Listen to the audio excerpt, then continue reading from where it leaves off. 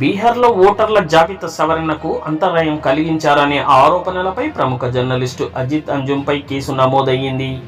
భారతీయ న్యాయ సంహిత ప్రజా ప్రాతినిధ్య చట్టం 1951లోని పలు సెక్షన్ల కింద కేసు నమోదైనట్లు తెలుస్తుంది. అయితే బీహార్ ఓటర్ల జాబితాలో జోక్యం చేసుకోవడం మతపరమైన విభేదాలను రెచ్చగొట్టినట్లు ఆరోపిస్తూ కేసు నమోదు చేసినట్లు తెలుస్తుంది.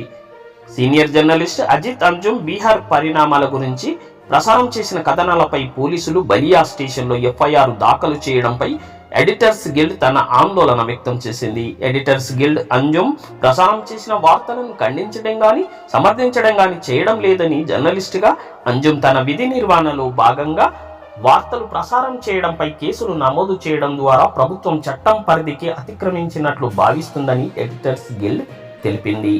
జర్నలిజాన్ని నేరపూరితమైన చర్యగా పరిగణించడం, అవసరం లేని భారీ శిక్షణల కింద కేసులు నమోదు చేయడం కూడని పని అంటూ ఎడిటర్స్ గిల్డ్ జారీ చేసిన ఓ ప్రకటనలో అభిప్రాయపడింది.